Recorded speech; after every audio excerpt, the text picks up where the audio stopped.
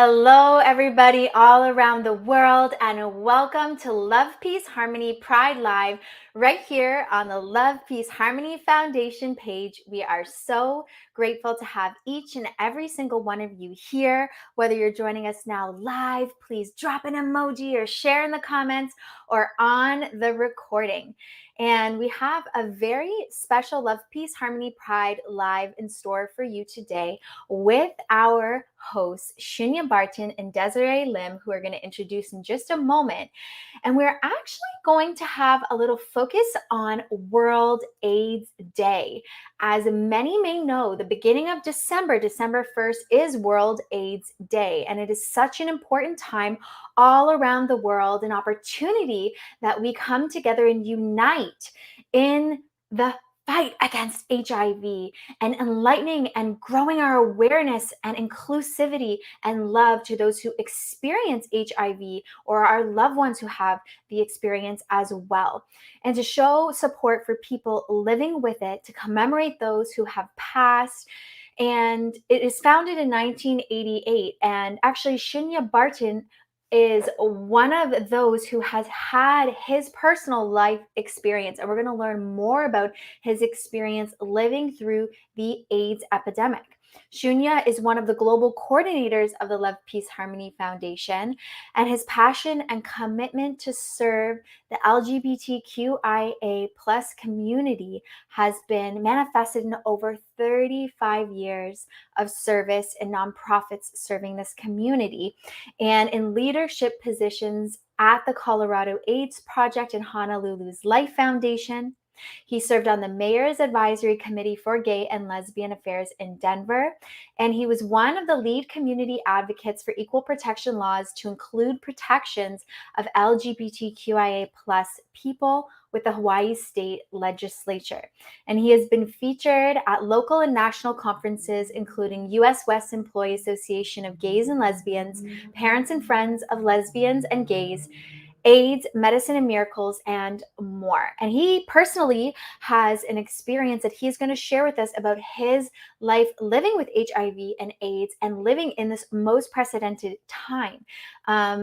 As World AIDS Day was founded in 1988, Shinya was very involved in this entire movement and is going to share with us from his personal lived experience. So we are very grateful and we are so honored to have him on today to be sharing with us, not only from the perspective of our Love, Peace, Harmony Foundation team member and host, but also through his own lived experience. So I know I'm very excited to connect. And you may be wondering, some people may be wondering, what is the significance of World AIDS Day? And globally, there are an estimated 38 million people who have HIV and AIDS. This is a significant part of our human population around the world. And despite this virus only being identified in 1984, more than 35 million people have died because of it. So we are truly honored to have the opportunity today to go a little bit deeper to increase our awareness and also how we can be more inclusive and create a world of love, peace, and harmony. And we are going to bring on Desiree Lim as well, our co-host for Love, Peace, Harmony, Pride Live, who's going to be connecting with Shinya, guiding the conversation, and more. And Desiree grew up in Malaysia and Japan, and she is a filmmaker. And her films have opened to sold-out audiences at major LGBTQIA plus film festivals in North America, Europe, Asia, and her film, Floored by Love, was chosen by The Advocate as one of the top 10 LGBTQIA plus films. And Desiree's passion in serving the community with her talents sparked in her 20s when she began her grassroots activism as an experimental video artist in Tokyo. I just love hearing this journey and watching how it's been unfolding. And because she now brings the same passion and excitement, curiosity, and drive into the meditations that she offers at community, into the films that she creates. And she produces films as well for the Love, Peace, Harmony Foundation. We are so excited to share those with you in the new year. And so be sure to stay tuned. And she's also fluent in many languages: English, Japanese, Mandarin, Cantonese, and Malay.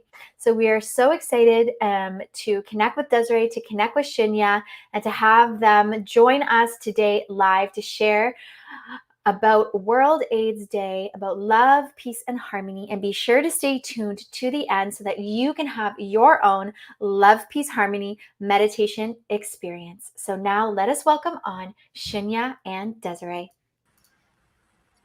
Thank you so much, Alexia. Thank you, Alexia, for the wonderful introduction.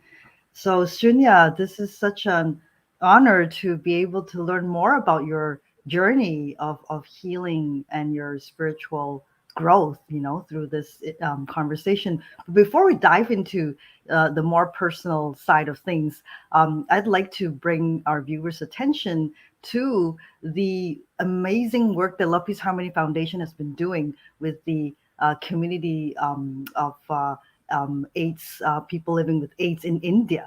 So, would you like to share a little bit about that with us? Sure. So we have an amazing volunteers around the world, and many of them in India, in Delhi, in Mumbai, in Calcutta, and other places, literally from the top of India to the bottom. And part of Indian culture is seva, is doing service, is going out and helping those less fortunate. And we gathered our team together and we said, this year, we really want to do a project for India. You all have been doing such amazing work. We really would like to focus in one area. And the area they chose was to serve children living with HIV and AIDS. And I was actually surprised because I haven't really had my finger in the last few years on what's going on globally with AIDS. I was very, very active from 1984 to 2005.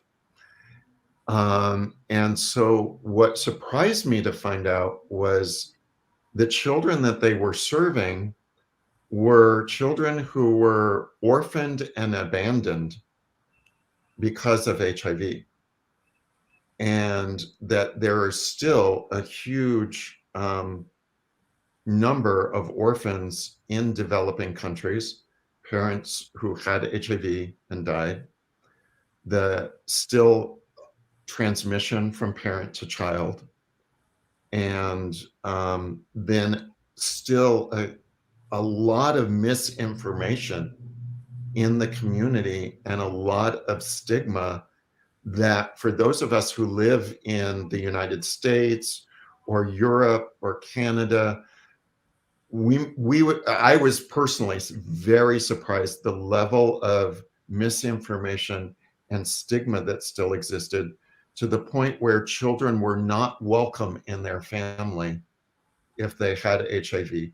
The families being afraid that if they used the same plates or just shared in their household, that they were going to catch HIV.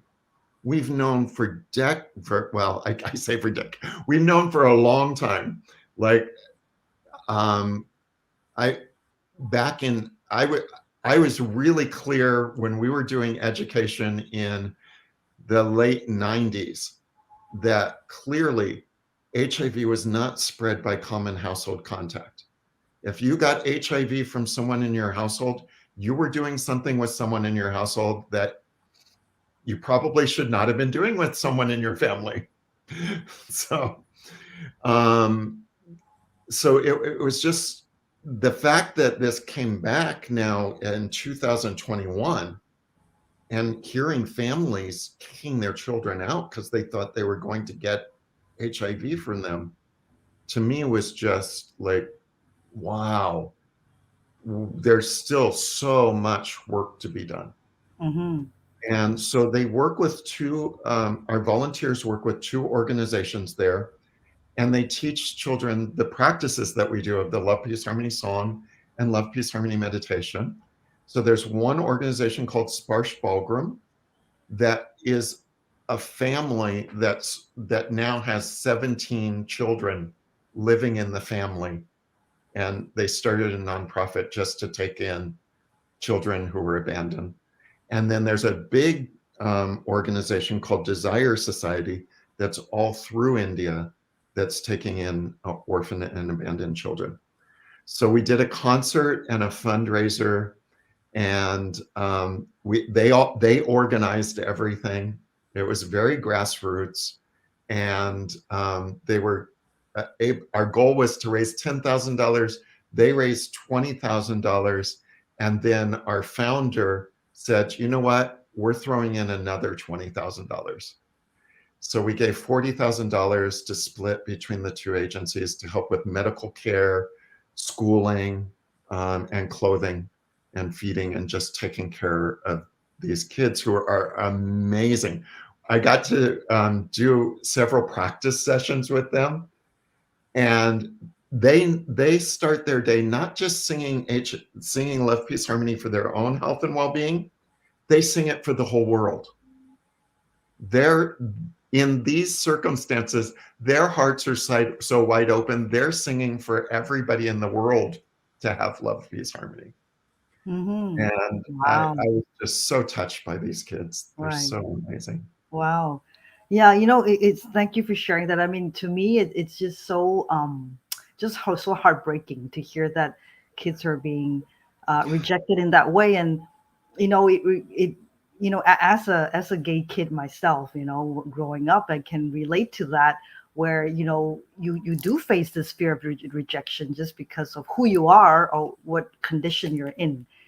So I share that pain. I can say, even though I don't have that experience of living with AIDS, but as a queer person, I can feel that pain, of being rejected by the parents who brought you into this world. So that is just amazing to hear that there are people, I believe they are uh, a couple or partners in business, Yeah. who came forth to serve these children, and actually became their foster mothers and fathers, right? Yeah. In some ways. Yeah, So and some of those kids are now like girls who've grown up and gotten married and are living just a normal, productive life, which for someone who grew up with that background in HIV is remarkable. Here we might take that for granted, but there it's a remarkable accomplishment. right. And Yeah. can you share a bit about how the love, peace, harmony practices have benefited them, specifically the children? Sure. So what we teach as a primary practice is singing love, peace, harmony um, as a way to focus healing energy in the body. So they use it for pain management. So if there's a physical condition going on, they sing love, peace, harmony to help with pain management. And there's a lot of documentation about how meditation is good for reducing pain, and love, peace, harmony meditation in particular. We just did a study in Washington, D.C. in the United States with over 60 participants in a clinical trial who used similar practices in a pain management clinic and showed really positive results for using it as a pain management tool. It's also an emotional and mental management tool. There's a lot of stress that comes with living with HIV, especially in the conditions they're in. Imagine being thrown out by your own family, having nowhere to turn to. And so dealing with the mental and emotional side of living, the challenges that they're facing. And so it helps them to be grounded and centered and focus on love, focus on peace, and find that positive energy inside. Right. And then Yeah. one of the things that really stand out for me, with the Love, Peace, Harmony meditations is all the stories, the testimonials that I've been able to witness about how the song and the practices help people ground themselves foundational energy practices that actually help people regulate their emotions and regulate their immune system. So Yeah. thank you to those volunteers, and also to the Love Peace Harmony Foundation for making this possible, and bringing this amazing song and meditation to communities around the world. So thank you for sharing that, Shunya. So I join with you in thanking our volunteers. They're amazing. yeah. It's their love that really made it happen. Yes, and I can't wait to see a video, made of that story as well, so that we can share that widely with the world at large. So thank you, Shunya, for sharing that. So let us now learn a little bit more about your journey of how you came to become an activist in AIDS activism, and the work that you've done. So maybe can we start from the source, like how it all began? If you would share with us, like, how did you discover, you had this condition, and how was that journey for you? So I was a college student in San Francisco. I was studying musical theater. And just before my birthday in 1984, I was going to turn, so I was 22 going on 23, and I had flu-like symptoms. And so this was 1984 in San Francisco. And the school doctors tried to treat what I had, and it wouldn't go away. So I had sore throat, fever, swollen lymph glands, and they couldn't get it under control. They tried antibiotics, they tried everything. So then they sent me to private doctors, and I went to a doctor who ran every test that they had to rule out this being meningitis, or all different kinds of things. So anything you could think of that it could have been, because at the time they didn't know what HIV was yet. They knew that there was cases of Kaposi sarcoma, cancer. Like back in those days, when you would see pictures of people with AIDS, you would see purple blotches on the skin. And then a rare form of pneumonia called pneumocystis pneumonia. There were cases of that. And that's actually how they realized something was going on, was these diseases that should not be showing up in men in the prime of their life were becoming common in big cities. And so Los Angeles, San Francisco, and New York were some of the first places that it was seen. And so that was 81 where it was first noticed. And by 84, it was clear there was something happening. They were trying to identify it. It was known in our community, in the gay community in San Francisco. Nobody knew exactly what it was. Nobody knew exactly how it was spread. There was a lot of hysteria, a lot of fear, people talking about just rounding all the gay people up and putting them on an island somewhere. And at that time, it was the moral majority that was the big political influence in our country.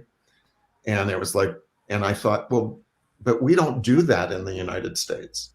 And then I thought back to my schooling and reading about Japanese internment camps during World War II. And I was like, wait a minute, we do that in the United States.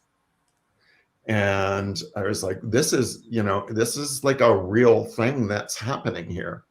And around me, people were dying. But the weird thing about HIV and other epidemics, such as COVID, is that people always have a way of making it about someone other than them. Right? So I went through that with HIV. I was like, oh no, it's only older guys. I'm a nice little college student, clean cut, we don't get this. Human beings are remarkable that way. It can always be about somebody else. Well, so then I had these symptoms. I went to the doctor, he ran tests, and I remember sitting in front of him, and I was, 22, and he was like my age now, gray hair, white lab coat, sitting behind a big wooden desk. And he said, well, I've got good news and bad news for you. The bad news is you seem to have the symptoms that the guys are dying from here and in New York. The good news is the guys here aren't dying as fast. Mm. And that's how I was diagnosed. They didn't have a name for it. There was no name for HIV yet. There was no test for HIV. And when I finally went back and got my medical records years later and saw what it was on that day, and that's why I know that it was 3 days before my birthday, and February 18th, 1984, gay lymph node syndrome. Mm. So that's what I was diagnosed with. So I always joke, yeah, it's official, my lymph nodes are gay. You should create a bumper sticker for that. I have a doctor's diagnosis. Oh. So, it was shocking. It was, it was surreal. I walked around for a few days feeling like I had one foot in the grave and the other foot on land. And, like, what the heck do you do with a diagnosis like that? Like, yeah, you're not dying yet, but you probably are gonna. Mm-hmm. Sorry. So I fortunately had been exposed to meditation and spirit. I was actually, my minor in college was comparative religions. Mm-hmm.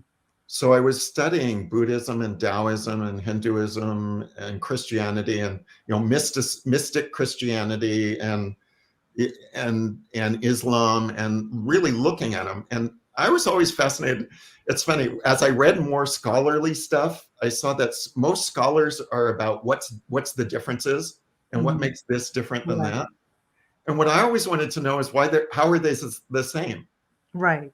And I think we talked about this in one of our previous shows, but that was my interest. But I had been exposed also to what was then called the New Age movement. Mm-hmm. And I was learning to meditate, and I was learning about crystals and all the New Agey stuff. And I remember walking by a spiritual bookstore and seeing in the window was a book by a woman named Louise Hay called "You Can Heal Your Life," who had used practices to overcome cancer. Mm-hmm. And I thought, okay, well, this is where the rubber meets the road. Mm-hmm. Either this is going to work or it's not. But here, I guess I have the only thing I can do is just put it to the test and see what happens. Right, because you don't have anything to lose at that point, right? Nothing to lose. Yeah. It was interesting because I once met the director of the National Institute of Health for HIV/AIDS. It was infectious diseases section. And he was doing grand rounds, and I asked a question about Chinese medicine, and he got very affronted. And he said, and I said, between Chinese medicine and Western medicine, like Chinese medicine can do this. Is there something Western medicine is working on for that? And he said, Western medicine? You mean the way we practice medicine? It was just like, wow. And I slept on it. And the next day, like, it came to me, what I really wish I had said to him is, I have a terminal illness that you have no hope and no cure for. I don't have the luxury of practicing only one kind of medicine. Mm-hmm. Maybe you do, but I don't. Yeah, right. So that's how I viewed it. It was like Western medicine was working to come up with something, and eventually they did. But at that time, there wasn't anything. Right. So Yeah. So I'm just curious, like how were you coping at that time with no medication? And so how, how was your condition and before the medication came around? Um, I was pretty healthy once I got over the acute infection. I stayed pretty healthy, but they started drawing my T cell count, my T cells. They take a little droplet of blood and count how many T cells, which are the immune system, the thing that fight infections, in that little droplet, how many actual T cells can they count? Mm-hmm. And every time I went, it was just steadily going down and down and down and down. And then I started getting opportunistic infections. And in 1996 was the worst of it. I got AIDS-related pneumonia, and I was in the hospital and really on the verge of dying. But I still had my spiritual practices. And I remember a spiritual teacher, one of my spiritual teachers who I love and adore, said, "You don't have to die, you know." And I was like, is that what I'm doing? Now here I am, I've dropped out of, in those days, I was skinny to begin with, and I was really skinny by the time I went in the hospital. I had IVs in my arms, I had oxygen, up my nose. But I was like, this isn't all that bad. I had a fever. It felt like a bad flu. It's a pneumonia. So you feel weak and feverish. Now, I don't know why, but for me, I guess I have a good tolerance because I was like, I thought dying would feel a lot worse than this. But yeah, if I don't want to die, and I realized that on one level, and not everybody believes this, but I was believing in a soul, mind, body approach, and that our mind and our attitudes have a lot to do with our health. And one of the attitudes that I had was, I really don't like this world. It's not very nice, especially to many people, including people like me. And I know there's someplace better. And yeah, I don't mind leaving. And then when she said that, I was like, well, is that really what I want to do? Like, because people are mean, do I want to die over that? And I was like, no, I think I do want to stick around a little bit longer. Wow, that's like an awakening of like the moment of truth, Yeah. Yeah. Well, in retrospect, because it's a very conscious decision that sometimes, our hearts and minds can make that will affect our physical. Yeah. And I believe that in addition to the antibiotics that they were pumping into my arm, that all of that played a part in whether I lived or not. And I think for the doctor's perspective, it could have gone either way. Mm-hmm. Because they were asking me, well, if it comes down to it, do you want to be on life support? Do you want us to take, what measures do you want us to take? And, that was another thing where I was like, wow, this is more serious than I thought it was. And so do you think that was like a wake up call, like a turning point for you to maybe choose a different way? Yeah, I mean, I was already focusing in that direction, and I was already trying to transform any negative thoughts and feelings and just stay positive, keep everything positive, keep my words positive. I was eating well. I mean, I was like doing all the right things, So it was just, it was another level. Let's put it that way. It was another level of really looking at my own stuff Mm-hmm. and what was going on with me on every level of who I am. Mm-hmm. Yeah. But you survived that, and And then what was the next turning point for you that put you on this path of that you're on today? So I continued. It took me about a year to get better. And I actually went through some neurological symptoms after that, where I was having stroke-like symptoms where I couldn't remember like 3-syllable words. I couldn't find them in my memory banks, just speak them. So I remember saying to my roommate, like, I wanted to say, you need to take me to the hospital now, right? That's all I wanted to say, but it came out, you, me, go, building, doctors, no truck, lights, because I couldn't think of hospital or ambulance or, and this kind of thing I had seen happen in my friends. And after that kind of thing started happening, they didn't live more than 6 months.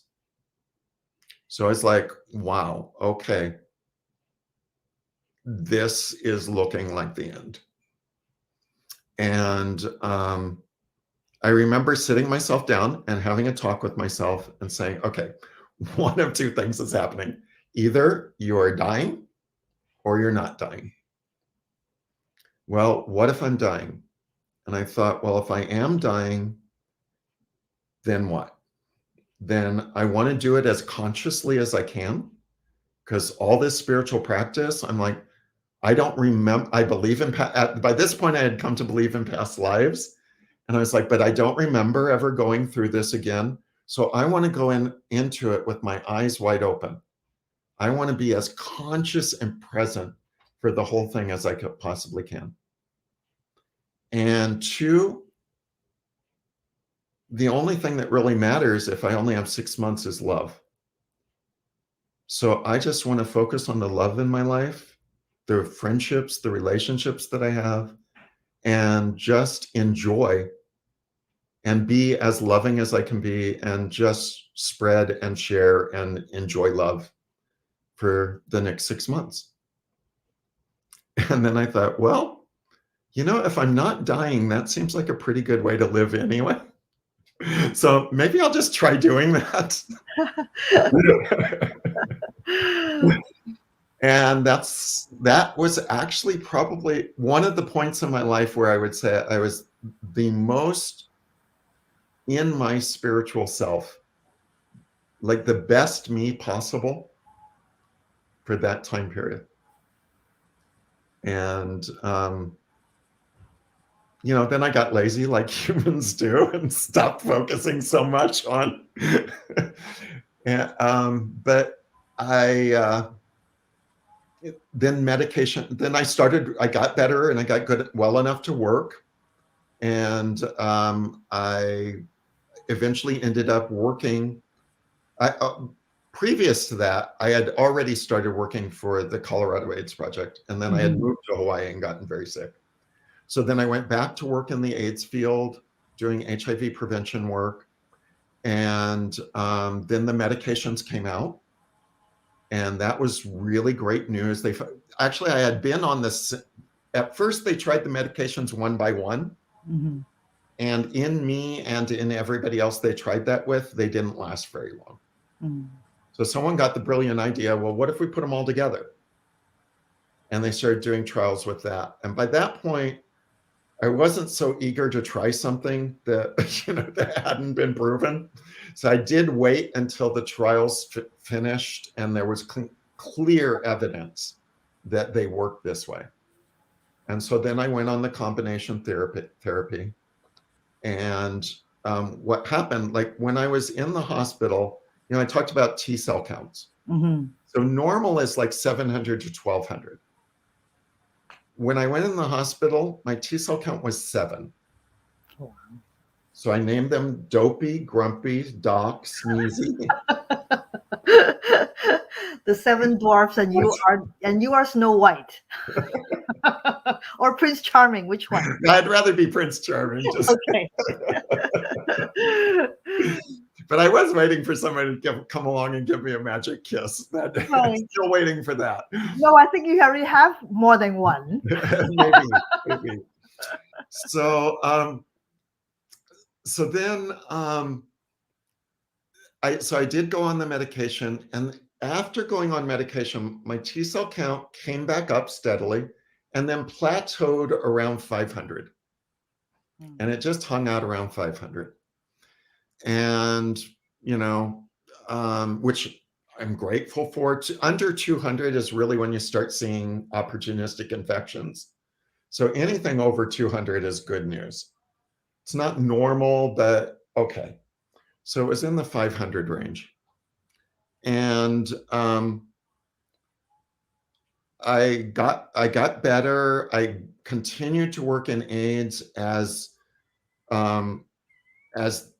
I remember the first month that we had no deaths at our agency. That was a milestone. Like, nobody died this month. And then we went to where we had 2 or 3 months where no one died. And then it got less and less. And I remember saying, well, when this starts being like a stop smoking campaign, I think I've done enough AIDS work. Because I mean, being in the middle of it in the worst of times, when I was going to a funeral every month, I think I was ready to transition out. And so in 2005, I did transition out, and I actually changed. I started doing massage and energy work, which which I had been studying, which I've been doing as a sideline for a while. And I just started working. I was living in Hawaii. I was working in spas, doing massage work and energy work. I had a pretty cush life. Life was really pretty darn good. And then one day, one of my colleagues says, "Hey, you got to go see this Chinese medicine guy." Well, who is he? What's it about? And she's like, he's great. You got to go. And I'm like, well, what does he do? He's wonderful. You just got to go. I'm like, okay. So then I went to this event with Dr. and Master Shah, who's the founder of the Love, Peace, Harmony Foundation. And I was sitting in the back row, and this woman gets up, who has a very heavy-set local woman, had no cartilage on her knees, could barely walk with a cane, and you could see in her walk, it hurt. And he does energy work on her, and like after 45 minutes, she's putting her cane aside, and she's walking up and down the aisle, and she's walking like somebody who had like a normal walk. And every time that Master Shah, Dr. Shah, asked her, "How are you doing?" she just burst out sobbing. I mean, clearly this person was having a life-changing event. Yeah. I remember seeing this video, actually. It's in the documentary and that was the first documentary that I saw about Dr. Shah, actually. And I always remember that moment that you're sharing. I don't remember seeing you in the audience, but I do remember seeing this story. And that was the moment for me. I actually choked up, like tears came, Yeah. because it was so genuine, that liberation from that woman, when she could walk again without pain. Yeah. And so for me, I was like, this is the next level for me as a healing practitioner. Clearly, here's somebody who knows more than I do about how to help people. And so I started studying with him and learning what he did. And he asked me one day, we were at dinner, he said, "Well, how would you know if your AIDS was cured?" I was like, well, that's tricky, because the only way would be to go off medicine Mm. and see, does it come back? And everyone who's done that, that was a bad decision, you know, because you can develop resistance to the medication when you do that. And, you know, it's just, people tried that with the medications, and it was pretty clinically proven, this is not a good idea. You don't want to do this. Once you start on, you want to, if you get something that works, you want to stay on it and keep taking it every day. And in fact, I was a treatment advocate telling people that, like the importance of that. So I said, well, you know, one thing that would be a clear good sign was if my T cell counts went to normal. Mm. And he said, okay. And, you know, we kind of left it at that. And so, you know, every time that something would come up where there was a major opportunity for him to offer a service, he'd say, Shunya, come here. Boom. You know, here's, you know, some healing blessing for HIV. And, you know, every 6 months I get my lab work done, like most people in the, you know, most people who have access to that kind of medical care and have access to medication, which the whole world should, and something I still am a strong advocate around. There's no reason anybody should not be getting access to medical care and HIV medications at this point in the world. That should have been done before the turn of the century. Mm-hmm. But so I get my lab work done every 6 months, and every 6 months I just kind of check it and go, okay, great, what's next? And then a few years ago, I came back and I was like, wait a minute, it's over 700. Wow, for the first time. For the first time. Wow. And I was just like, oh my goodness, this is what I asked for. And it's remained consistently in the normal range. And I just got my lab work back from my latest a few days ago, and it's 972. Wow. Congratulations. That's like climbing higher and higher. That's wonderful. And I attribute that to the best that Western medicine can offer, and doing these complementary practices that are helping me to have the best soul, mind, body balance and wellness and optimal wellness. And I'm thrilled. When I got that in my, you know, email, I was just like, yes, psych. But that's like better than winning a lottery. Because money cannot buy that. I don't know. I haven't won $1 million, so I don't know exactly what that feels like.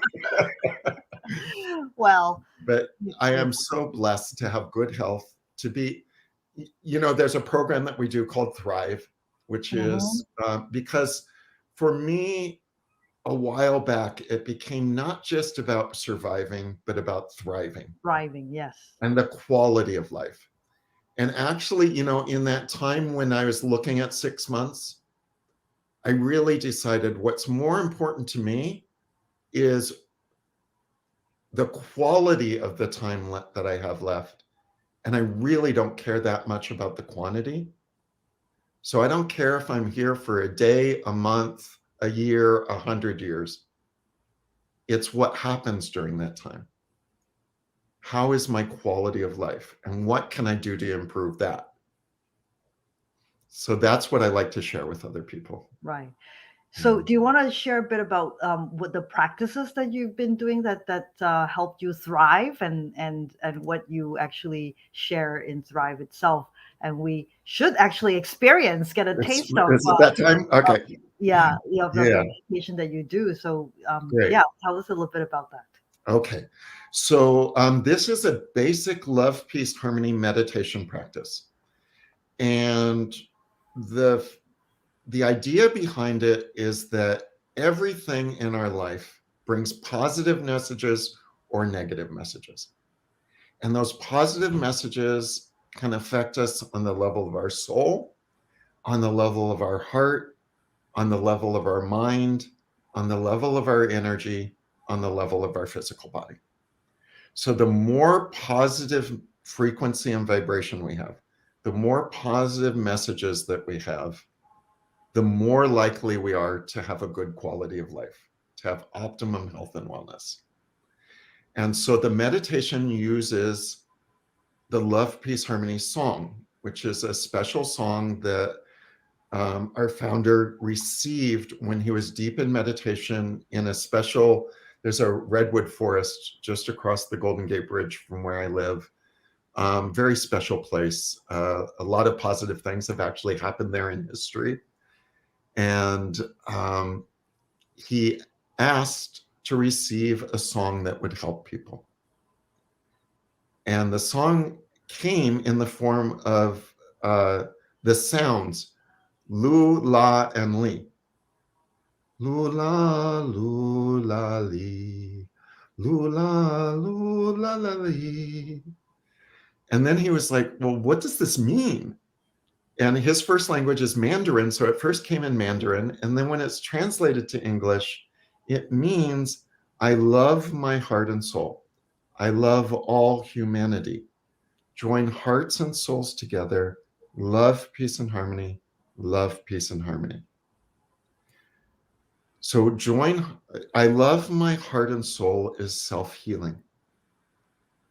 When our heart and soul and mind and body are joined together as one, when they're filled with love, love is the most healing force in the universe. So we bring love into our heart and soul. I love all humanity. You're radiating out love, and what you give out returns to you multiplied. So you give love to 7.8 billion people. Some of that's going to come back to you. Lots of that's going to come back to you. So we give love to all humanity, which also, as we do deeper practice, includes forgiving all humanity.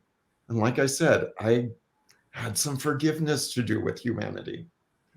So I love all humanity for me now takes on a really different, I can live it way more than I could 20 years ago. I'm not fighting with humanity so much. I have more compassion for people who see things differently than me. I still have a ways to go, but it's more than it was before. Yeah. That's so important. Yeah, that's so important. Yeah. I mean, I echo that because I come from a, activist background as well, and I've always, when I was in that mode, in that I have to fight for justice mode, it's always they versus me, as opposed to we, and how can we work together? Yeah, so that's one of the things that Love, Peace, and Harmony has taught me, and especially being one of the coordinators, I have a job. My job description includes creating love, peace, and harmony with people who see the world very differently than I do. And how do we get to love, peace, harmony together? Because in that, we can all get what we want and need. So I firmly believe that. I firmly believe that more love, peace, and harmony is the answer to everything. So we bring this, I love my heart and soul, I love all humanity, join hearts and souls together, and the end result is love, peace, and harmony. When our soul, heart, mind, and body are in love, peace, and harmony, we have the best chance of being healthy, of being well, and maybe even overcoming in remarkable ways chronic and life-threatening conditions like HIV and AIDS. Mm-hmm. So I'd like you to have an experience of it. I'd like everybody who's joining us. So I invite you to try it and just see how it feels for you. So we use body power, mind power, sound power, soul power. Body power, try sitting up as you're able with your back away from the chair, feet flat on the floor. Put one hand on your abdomen and then close your eyes for a moment and scan through your body. Notice, where are you holding the most pain, tension, or discomfort right now, right in this moment? So like I'm noticing I have a little bit in my left hip and a little bit in my left ankle. It's not much, but if I notice it and try to pay attention, there's something there. So that's where the other hand goes. And if you can't reach it, just point to it. So it doesn't matter whether it's a little bit, like for me, or maybe you have several places that are really calling out for your attention. Just choose the one that's the loudest. And then notice on a scale of 1 to 10, how much pain or discomfort is there. Like I said, mine is very mild, like maybe a 1 or 2. Maybe yours is more. Just notice without judgment or criticism, just noticing where we're at in this moment and focusing the healing through our hands on that place in our body that in this moment is communicating that it needs it the most. So where we put our hands is where the healing and transformation energy goes. Then we use mind power, creative visualization, and we visualize golden light in that area. And we see or we imagine golden light washing through that area. Like there's a ball of golden light spinning in that area, clearing out any darkness, melting away any pain or discomfort, healing and transforming that area, reducing the pain, washing it away, clearing the flow of energy in that area, bringing healing, love, and light of the highest frequency and vibration.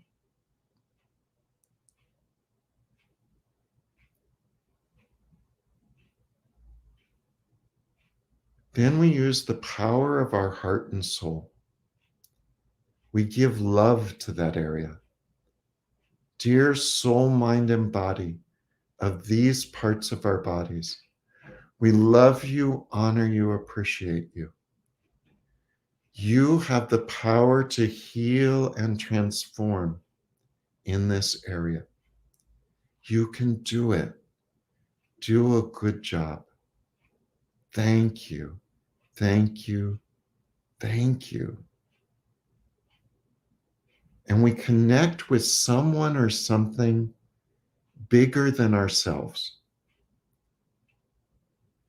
I like to think of it as the source of everything.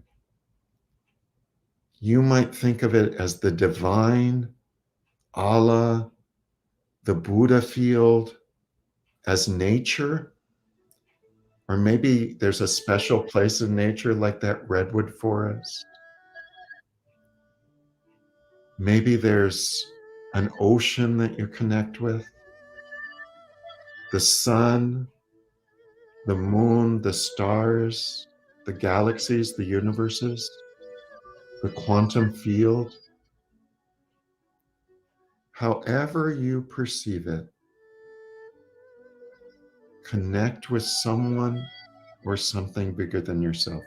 You can connect with Jesus, Mary, Allah, Buddha, anyone that you consider to hold special love and light, an ancestor. For some people, it's their mother. Dear soul, mind, and body of the source, and all beings of light gathered here, we love you, honor you, appreciate you.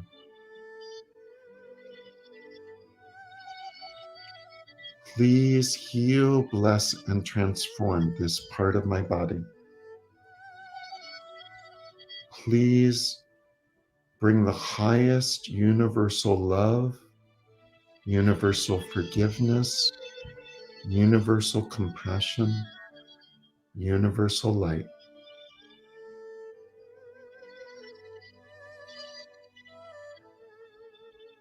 bring healing frequency and vibration wherever we need it most.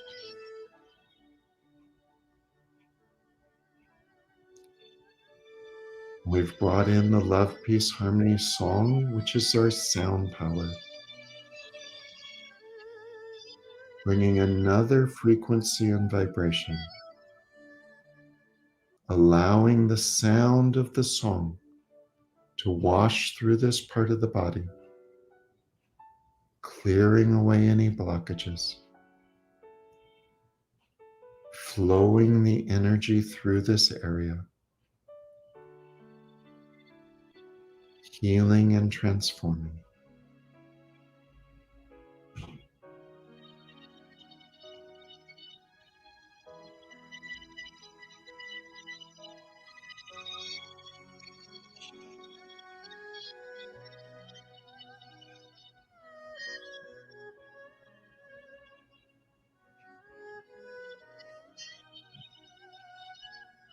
I love my heart and soul. I love all humanity. Join hearts and souls together. Love, peace, and harmony. Love, peace, and harmony.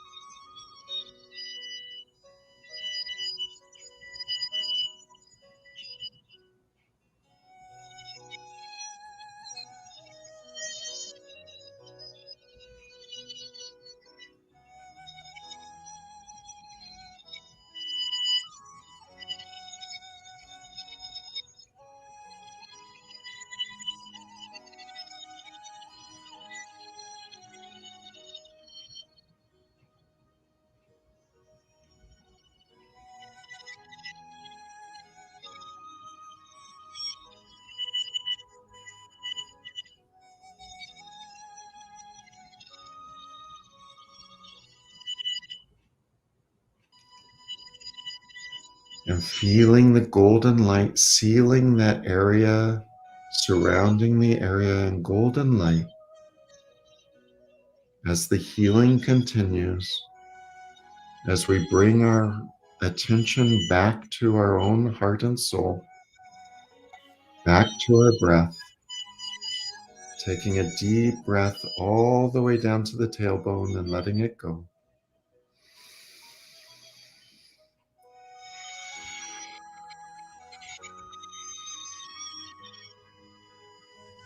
Taking another deep breath all the way down.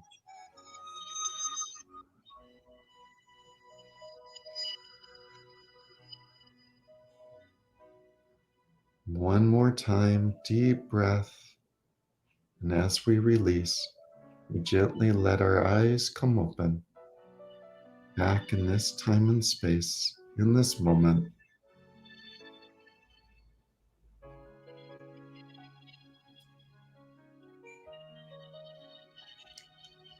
Feeling ourselves back and present.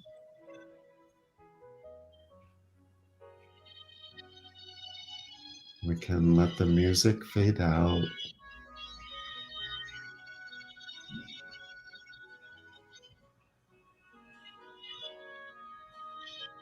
Just take a moment and close your eyes and notice that spot in your body and just check, what is the level of pain or discomfort now?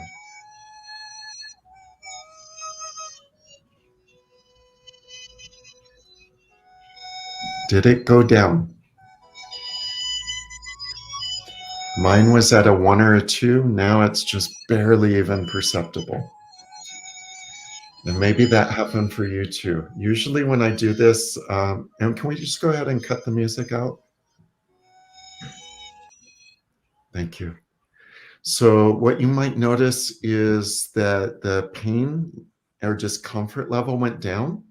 Usually when I do this in an in-person group, I'll ask people to raise their hand if it went down. And I would say it's always at least 80% of the room raises their hand, often 90, sometimes the whole room that sees some, and many people, the pain just goes away completely. That's not unusual at all. It's okay if it doesn't change. It doesn't mean that you didn't have an experience. If it doesn't change, what it means is that when we feel pain, it's just the tip of the iceberg. There's something called a pain threshold, and you have to get over the threshold before you feel the pain. So some people have so much going on under the threshold that clearing out, maybe what you cleared out today wasn't quite enough to get to the point where it takes things back down under the threshold. So it just means that doing this for a longer period of time would probably be more beneficial for you.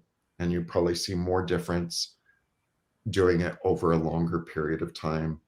And as we develop more focus with it, we actually become more skillful with it.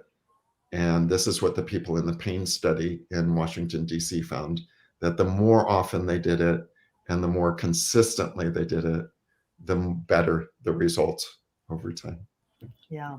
Thank you, Shunya, so much for that beautiful meditation. And I just wanted to bring the attention to this very unique healing frequency vibrational field that the Love, Peace, Harmony song carries, as well as the field that you're able to connect to when you lead a guided meditation as a master teacher and healer. And also Love, Peace, Harmony field ambassador. So did you want to maybe talk a little bit about that as well? And then maybe also, introduce to our viewers how that, helps and benefits. Sure. Yeah. Yeah. So there's a lot of different tools we can use in our life to create positive frequency and vibration. And what I was so impressed with Dr. and Master Shah was the tools that he was introducing. That's why, as a healer, as somebody who did massage and energy work, and I think my client, well, based on feedback and based on repeat bookings, my clients were pretty happy with me, and I was very happy with my business. But I'll tell you, after I started studying with Dr. Shah, my clients were like, I don't know who that Chinese medicine guy is or what you're doing with him, but whatever you're doing, you keep going back there, because they could feel it in the work that I was doing with them. And so the tools that we use in Love, Peace, Harmony are that song, and we played the instrumental version, and we also sing it.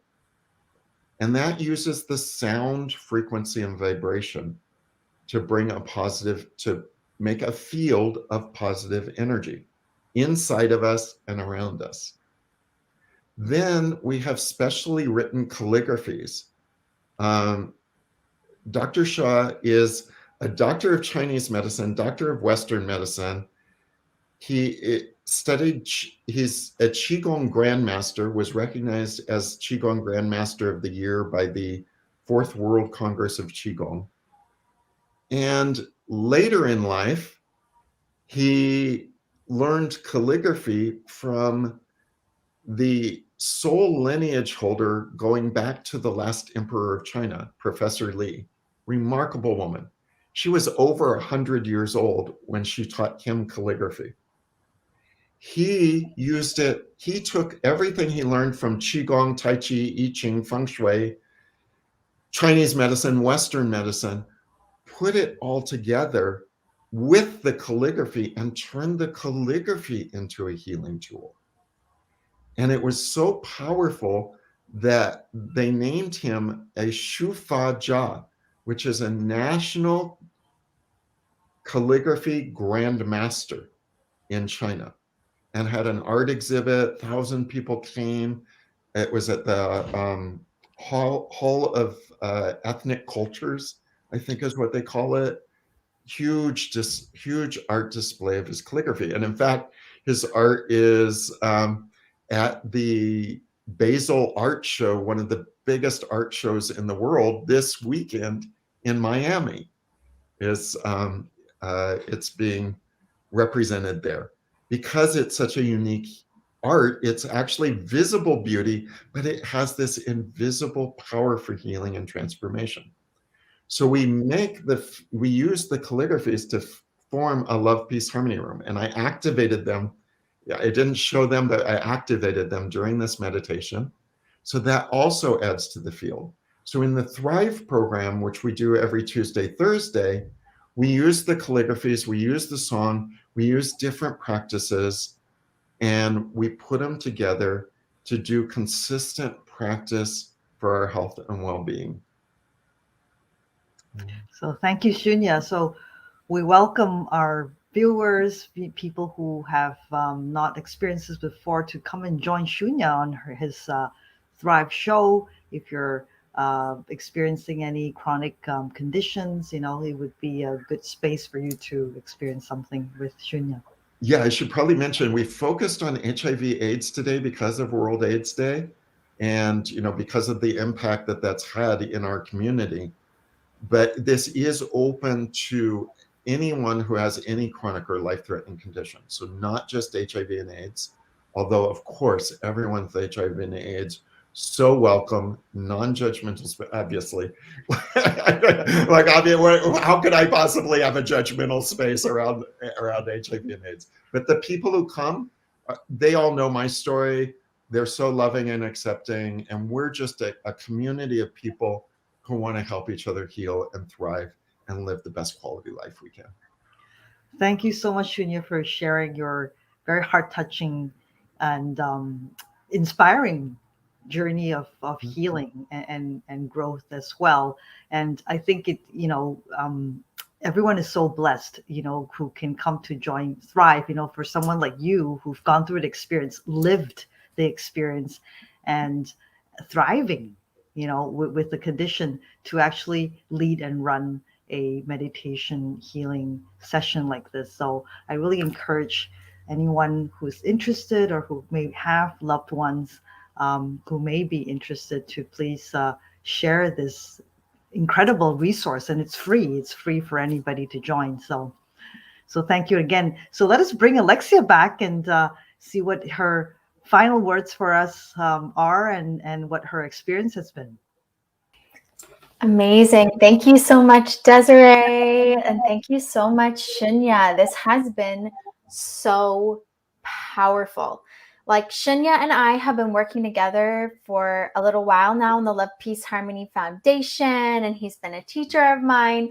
But I haven't heard, Shunya, your story like this, since we have known each other. And honestly, I feel like my heart opening, and I just feel like this depth of deeper awareness and understanding of some things that you have been through, and what makes you the person that you are today, and the love and the compassion that you hold for so many people around the world.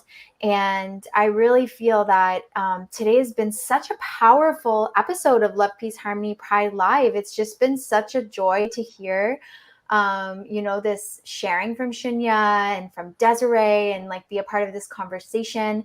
And in the meditation, I just felt really relaxed, really so much light coming through. And I feel that this is really inspiring. So I just want to encourage everybody who's watching to share this widely, share it in all of your communities.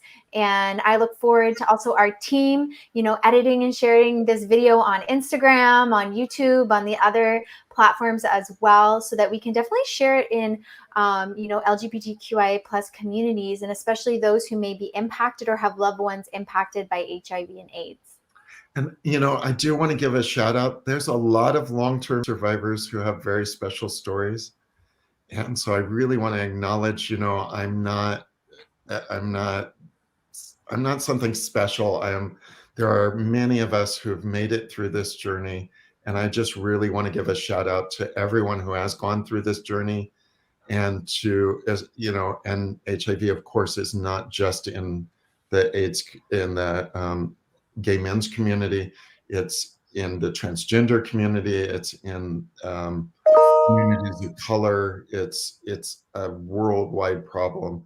So to everyone else that's living with the HIV, please hear me from my heart. We're all in this together. We are walking this journey together. We are one. And any way that we find to create more love, peace, and harmony and more healing is beautiful. So for every one of you that's sharing your love and your light, I applaud you, celebrate you, and thank you for listening. Beautiful. Amazing. Thank you so much, Shinya. Thank you so much, Desiree. And we also want to welcome everybody to, if you have any sharing or have any comments, or you're very inspired, or you feel we should connect with some kind of organization, through Love, Peace, Harmony, Pride Live, you can always reach out to us. You can send us a message. You can send us an email, info@lovepeaceharmony.org. And we will be so happy to connect with you and your communities as well. And we really look forward to seeing you all in 2022, because this is the final Love, Peace, Harmony, Pride Live of this year. Oh my gosh, it's just been so exciting to launch this program. And we want to thank everybody for joining, and we really look forward to the year ahead. I know there's some really exciting guests in store. Yes, absolutely. We already have some guests lined up for the first 2 months, 3 months of 2022. So we look forward to sharing more stories and inspiring journey of other people as well. So thank you so much, Alexia. Thank you so much, Shunya. Thank you. And from all of us, however you celebrate holidays, we wish you the warmest, happiest holidays and a bright and prosperous, healthy and happy New Year. Yes. Happy holidays, everybody. Thank you so much. Happy holidays. Bye for now. See you soon.